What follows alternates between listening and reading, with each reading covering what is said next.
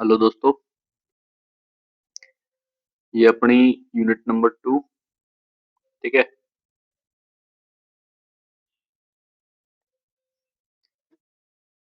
Unit 2 basically इसमें अपन mean, median और mode ये देखेंगे। और पार्टीशन वैल्यूज में क्वार्टाइल, डेसाइल और परसेंटाइल। ठीक है। ये अपने यूनिट 2 का सिलेबस है। इसमें काफी सारी चीजें आएंगी जो आगे देखते हैं। ठीक है। अब जो मीन, मीडियन, मोड, इसमें क्या होगा कि अपन फ्रीक्वेंसी डिस्ट्रीब्यूशन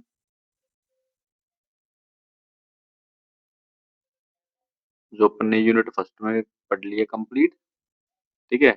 उस पे ही सारे मैथमेटिकल कैलकुलेशन वगैरह इसमें करेंगे अपन। तो यूनिट 1 से एक बार रिवाइज कर लेते हैं कि फ्रीक्वेंसी डिस्ट्रीब्यूशन वगैरह है क्या। तो ये अपना फ्रीक्वेंसी डिस्ट्रीब्यूशन है कि अपना कोई भी वेरिएबल एक्स है जिसकी जितनी बार पुनरावृत्ति होगी, ठीक है, वो उसकी फ्रीक्वेंसी कहलाएगी। मतलब जो वेरिएबल जितनी बार आएगा वो उसकी फ्रीक्वेंसी है। The number of times a variable values x occurs in a given data set is called the frequency of variable, ठीक है, value xi। ठीक है। it is often denoted by fi। ठीक है। मतलब जैसे x1 data, x2 data, x3 data, x1 x1 f1 बार आएगा, x2 f2 बार आएगा, x3 f3 बार आएगा, ऐसे चलते चलते xi डाटा fi बार आएगा। ठीक है। A table of data is created by writing the frequency of each variable value next to or below it, which is called a frequency table or frequency distribution। ठीक है। ये frequency distribution है। अब frequency distribution है कितने तरह से। एक है ungrouped frequency distribution। अनग्रुप्ड में क्या है, जितने भी वेरिएबल है ना सबकी फ्रीक्वेंसी अलग अलग लिखेंगे। अनग्रुप में अलग अलग फ्रीक्वेंसी लिख देंगे। दूसरी है ग्रुप्ड फ्रीक्वेंसी डिस्ट्रीब्यूशन। ग्रुप्ड में क्या है, इसमें जो वेरिएबल है ना उनके वर्ग बनाकर, मतलब उनके ग्रुप्स बनाकर उनकी फ्रीक्वेंसी लिखी जाती है। अब ये है जो ग्रुप्ड फ्रीक्वेंसी डिस्ट्रीब्यूशन, ये भी दो तरह से है। एक तो था डिस्क्रीट और एक था कॉन्टिन्यूअस। ठीक है। डिस्क्रीट में क्या है, डिस्क्रीट फ्रीक्वेंसी डिस्ट्रीब्यूशन, इसमें क्या है तो मान लो अपने पास n सैंपल है। ठीक है। n वेरिएबल्स हैं, x1 x2 x3 dot dot dot xn, ऐसे ही चलते रहेगा। और इन सब की फ्रीक्वेंसी क्या है, इसकी f1, इसकी f2, इसकी f3, ऐसे ही चलता रहेगा। ठीक है। और fn तक है। ठीक है। इन आंकड़ों जो ये वेरिएबल्स आए हैं अपने पास, ये जो डाटा आया है, ठीक है, इसकी अपन एक टेबल फॉर्म में बनाएंगे। कैसे क्यों बनाएंगे कि x तो इस तरह से है, x सच दैट, और f frequency such that. x1 के x कैसे है, x1 x2 इस फॉर्मेट में है, और f किस फॉर्मेट में है, f1 f2 इस फॉर्मेट में। ठीक है। तो इस तरह से जो डाटा प्रेजेंट होगा वो डिस्क्रीट फ्रीक्वेंसी डिस्ट्रीब्यूशन होगा। नेक्स्ट है इसमें कॉन्टिन्यूअस फ्रीक्वेंसी डिस्ट्रीब्यूशन। अब कॉन्टिन्यूअस फ्रीक्वेंसी डिस्ट्रीब्यूशन मतलब कॉन्टिन्यूअस फ्रीक्वेंसी डिस्ट्रीब्यूशन, तो इसमें जो डाटा होता है ना उसको बिना अंतर वाले मल्टीपल्स ग्रुप में डिवाइड करते हैं। जैसे 0 से 10, 10 से 20, 20 से 30, 30 से 60। या कंटिन्यूअस डाटा, इसमें क्या, इनमें डिफरेंस नहीं है। ठीक है। बिना अंतर वाले मतलब कंटिन्यू चलता जाएगा, जैसे 0 से 10 तक जाएगा, 10 से फिर 20 तक जाएगा। अब इसकी फ्रीक्वेंसी मान लो 12, इसकी मान लो 18, इसकी मान लो 10, है ना, और इसकी मान लो 5। ठीक है, ये कुछ भी हो सकता है, एनीथिंग एक्स, और ये फ्रीक्वेंसी एफ। एक्स वेरी करेगा इस डेटा रेंज में, और फ्रीक्वेंसी ये है। ठीक है, ये अपनी कॉन्टिन्यूअस। अब अपनी यूनिट स्टार्ट करते हैं, मेजर ऑफ सेंट्रल टेंडेंसी। ठीक है, मेजर ऑफ सेंट्रल टेंडेंसी। अब होता क्या है, मेजर ऑफ सेंट्रल टेंडेंसी क्या है, जो प्रत्येक सांख्यिकी बंटन है ना, ऐसी संख्या को प्रदर्शित किया जाता है जिसमें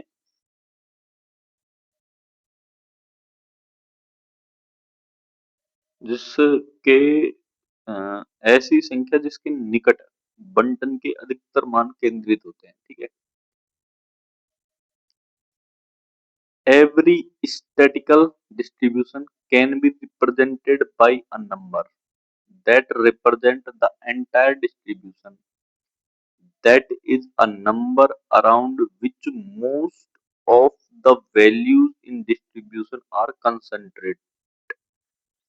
तो measure of central tendency basically है क्या,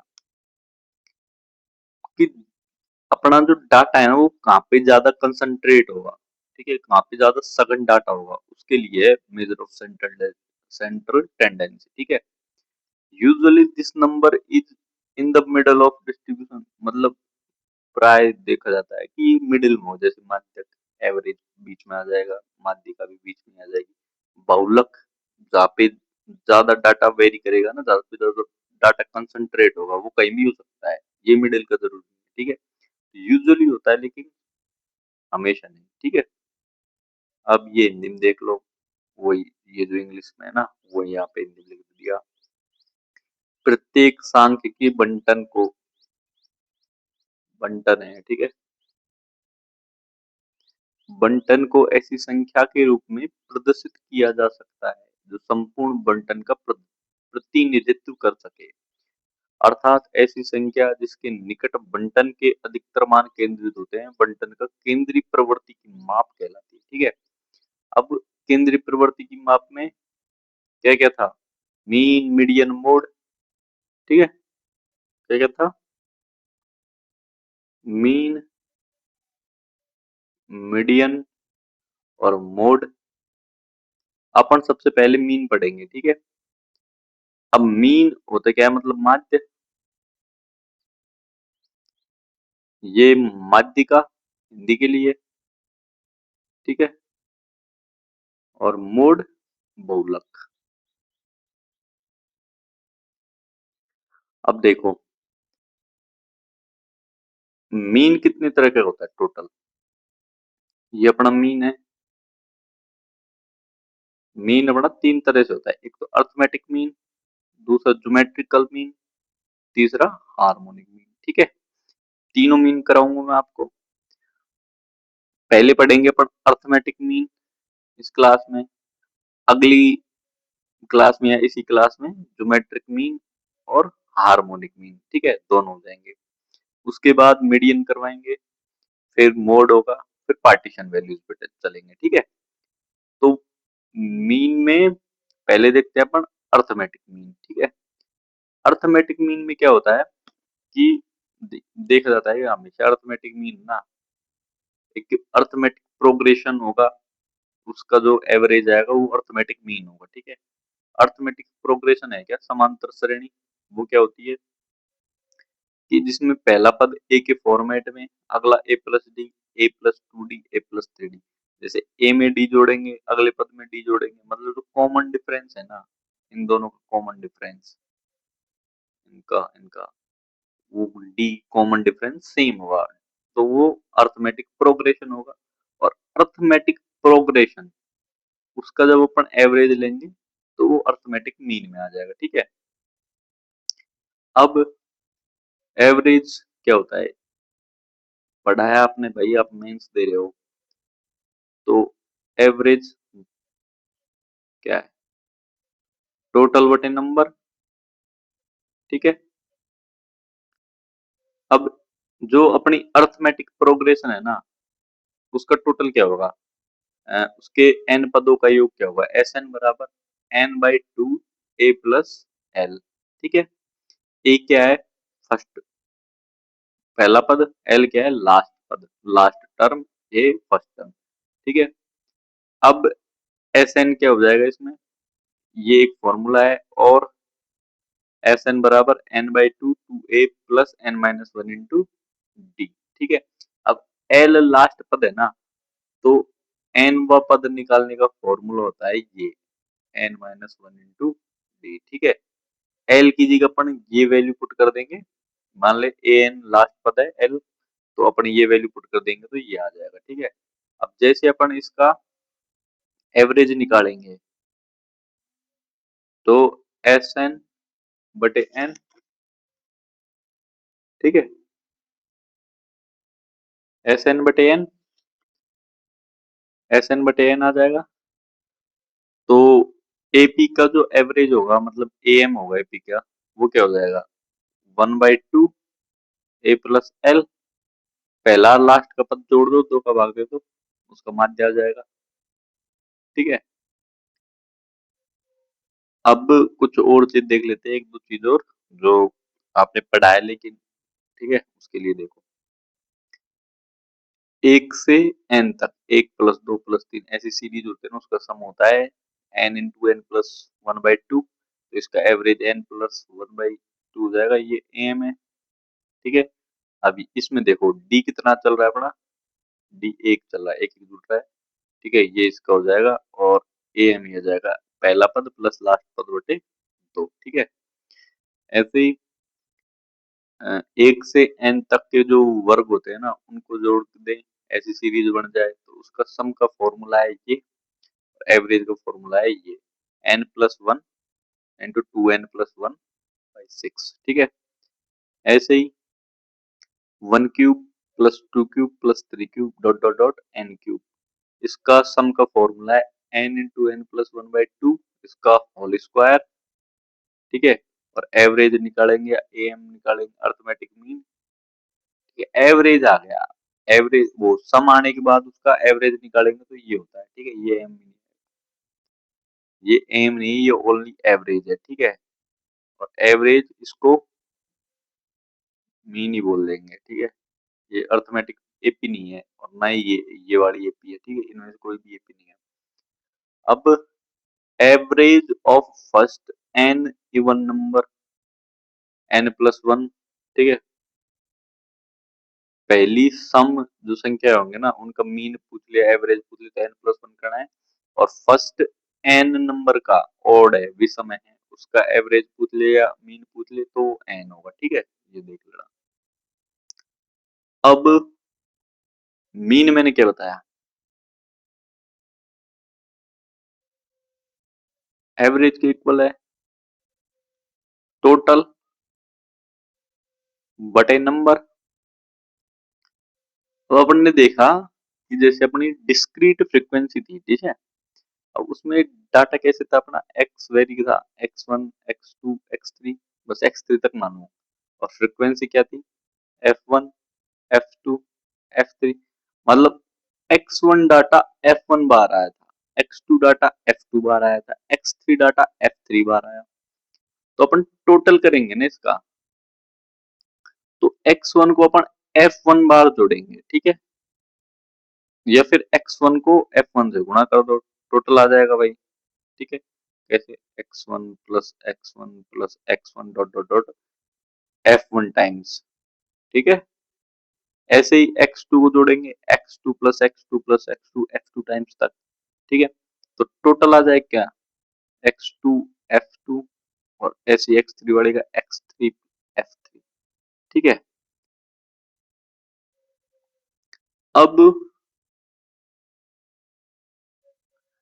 इसमें टर्म्स क्या थी, टर्म्स, टर्म्स है ना, x, और x की वैल्यूज है फ्रीक्वेंसी के ऊपर, जो टोटल पद आएंगे वो फ्रीक्वेंसी के टोटल होंगे, जितनी बार फ्रीक्वेंसी है सबकी उतने पद हो जाएंगे, ठीक है। और ये आ जाएगा अपना मीन। मीन का फॉर्मूला हो गया है। तो इसका स्टैंडर्ड फॉर्मूला क्या हो जाएगा मीन का? मीन बराबर समेशन आई बराबर 1 to n f i x i है। एक्स आई एफ आई कोई फर्क नहीं पड़ेगा, बटे समेशन आई बराबर 1 to n एफ आई। ठीक है, ये अपना मीन का स्टैंडर्ड फॉर्मूला हो गया। ठीक है, अब अपन एक दो क्वेश्चन करते हैं कि भाई ये सब कर रखा है आपने, सब जानते हो, आपके मेंस में आ रहा है, तो आपने ये सब चीज कर रखी है। ठीक है, वैल्यू है एक्स और फ्रीक्वेंसी है एफ। ठीक है, एक, दो, तीन, चार। फ्रीक्वेंसी क्या है? 5, 4, 6, 14। कितना है? अब देखो एफ एक्स कितना हो जाएगा, पहले अपन एफ एक्स निकालेंगे फॉर्मूला के हिसाब से, अपन को ए एम निकालना है। तो ए एम बराबर क्या होगा? एफ एक्स बटे एफ समेसन। ठीक है, एफ एक्स क्या है? 5, 8, 18, 14 चौका 56। जोड़ो भाई, 8 और 5 13, 13 और 18 31 और 56, मतलब 787। और ये कितना हो जाएगा? 6 और 4 10, 24 और 5 29। ये हो जाएगा 29। ये अपना मीन है। ठीक है, कितनी बार कट जाएगा? 3 बार। मीन कितना आ जाएगा अपना? 3। ये आंसर हो जाएगा। ठीक है, अब ये तो अपना जो नॉर्मल डाटा था ना अपना डिस्क्रीट वाला, वो। अब देखते हैं जो ग्रुप डाटा होता है उसका कैसे निकालते हैं। ये डाटा है, ठीक है, इस डाटा का देखते हैं अपन कैसे निकालते हैं। अब इस डाटा को लिख लेते हैं अपन एक टेबल में। तो अपने ऑप्टेंड मार्क कितने हैं? 0 से 10, 10 से 20, 20 से 30, 30 से 40, 40 से 50 और 50 से 60। ठीक है, और नंबर ऑफ स्टूडेंट्स कितने दे रखे हैं? 12, 18, 27, 20, 17, 6। ठीक है, 12, 18, 27, 12, 18, 27, 20, 17, 6, 20, 17, 6। ठीक है, अब मैं एक सेकंड ये नीचे लिख देता हूँ। ठीक है, इसके ये तो अपने फ्रीक्वेंसी है, ये वाले तो। ठीक है,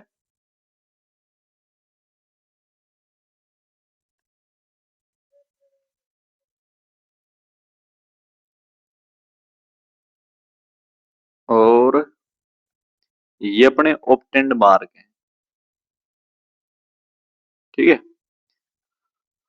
तो अपन इसमें क्या करते हैं, देखो जो ये वाला ग्रुप है ना, ये वाला ग्रुप डाटा, ये कंप्लीट इधर तक, इसको करने के लिए अपन एक मिड पॉइंट ले लेते हैं इन सब के। ठीक है, अलग अलग मेथड है ग्रुप डाटा की, तो अपन पहली मेथड देखते हैं उसमें। ठीक है, अपन सबसे पहले क्या करते हैं, इसका मिड पॉइंट ले लेते हैं एक्स। जब अपना एफ एक्स आ जाएगा, ठीक है, और अपन कंप्लीट कर लेंगे। अब मिड पॉइंट कैसे निकालेंगे? L1 प्लस L2/2 से। इसका मिड पॉइंट आएगा कितना आ जाएगा? 5। इसका कितना आ जाएगा? 15। ठीक है, इसका कितना आ जाएगा? 25। अब फिर 10 10 का गैप चलता जाएगा ऐसे ही। ये 35 हो जाएगा और ये 45। ठीक है, और ये 55। ठीक है, अब जब अपने पास x आ गया तो अपन इधर एफ एक्स निकालेंगे। ठीक है, और समेशन ऑफ एफ, एफ कितना है समेशन वाला? जोड़ो भाई, 12, 18, 30, 47, 57, 67, 67 और 6 73, 70, 90। क्या करो, गलती होगी क्या? 12, 18, 30, 57। ठीक है, हाँ 47 नहीं होगा, 57 होगा। 57 और 67, 77, 83 और 100। ठीक है, समेशन एफ कितना आ गया, 100 आ गया। अब एफ एक्स निकालेंगे, ठीक है, अपन एफ एक्स 12×5 = 60, 18×5 = 90, 9 18 1 18 और 9 27, ठीक है, तो 70 हो जाएगा। एफ एक्स निकालते जाते हैं, ठीक है, ये ये एफ एक्स वाला कॉलम हो जाएगा, ठीक है। 25 संते 175, 25 दूनी 50 और 17 67, ठीक है, इजी कैलकुलेशन है इसलिए हो रही है। 0 और 35 दूना 70, ठीक है, 17 पंजो 85, 8 17 चौक 68 और 8 76,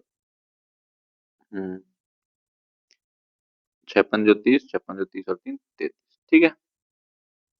अब समेसन ऑफ एफ एक्स कितना हो जाएगा, 0 0 5 और 5 10, सेकेंड, साफ साफ लिखते हैं, ठीक है, मैं जोड़ रहा हूँ इनको, डायरेक्ट जोड़ रहा हूँ। ये जो लाइन जोड़ ली कैरी बना गई, 6 4 10 और 24 और 6 30, 1 0 और हासिल आ गई 3, 7 और 3 10 20 28, 2800 आ जाएगा, ठीक है। अब इसका अपन मीन निकालेंगे, ठीक है। मीन क्या आएगा इसका, समेशन ऑफ एफ एक्स बटे summation of F, F x कितना है, कितना है एफ एक्स 2800,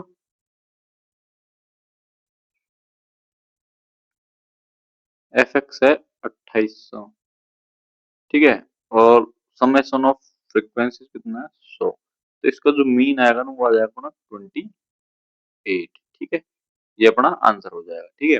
तो ग्रुप डाटा है ना, तो इस तरह से कर लिया करो, ऐसे ही होता है मेथड से, ठीक है, ये इजी हो जाएगा अगर छोटा डाटा है।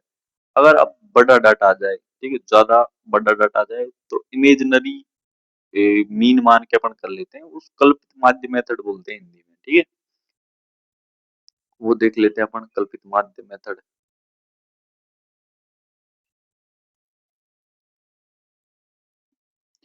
ठीक है, तो इस आंसर का क्या जाएगा, इसका एम कितना आया 28, ऑप्शंस दे रखे होंगे उससे करते हैं, ठीक है। अब नेक्स्ट अपन देखते हैं अर्थमेटिक मीन निकालने की जो नेक्स्ट मेथड है ना, उसका नाम क्या है, कल्पित माध्य विधि,